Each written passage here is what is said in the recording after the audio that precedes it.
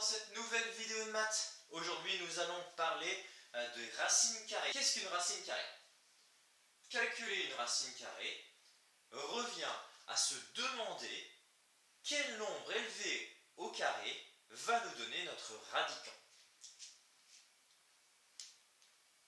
Donc, si je calcule racine carrée de 9, je me demande quel nombre exposant 2 va nous donner 9. Alors, quel nombre exposant 2 va nous donner 9? 3.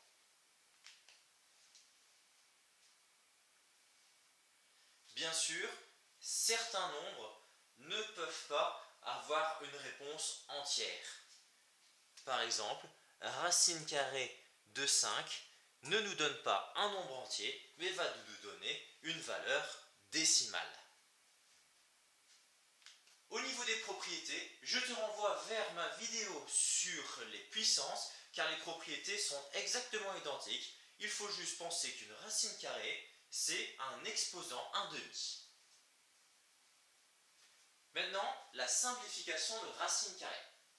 Nous avons vu que certaines racines carrées ne peuvent pas avoir une réponse entière, mais nous pouvons simplifier leur radicand pour avoir le nombre le plus petit possible.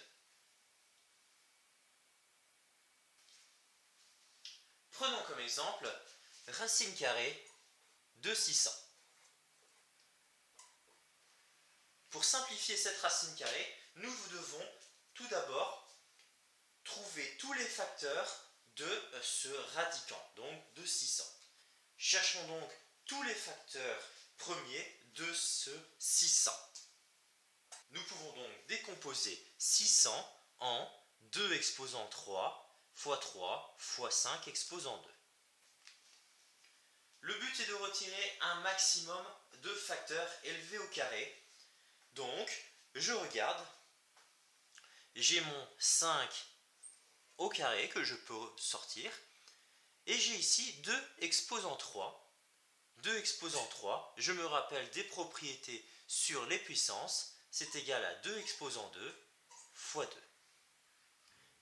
Et donc, j'ai un nouveau carré que je peux retirer de ma racine carrée. Quand je retire un facteur élevé au carré, sa puissance devient 1.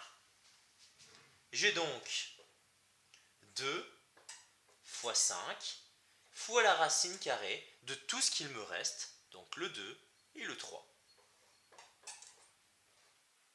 Il ne me reste plus qu'à calculer pour obtenir une réponse sans calcul. 2 fois 5, 10.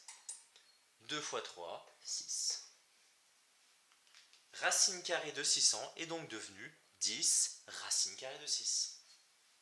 Autre simplification à faire absolument quand nous avons une racine carrée, c'est quand cette racine carrée se trouve au dénominateur d'une fraction. Par exemple, 1 sur racine carrée de 3. Pour simplifier cette fraction, et donc la racine carrée qui nous ennuie au dénominateur, nous devons multiplier le numérateur et le dénominateur par cette racine carrée.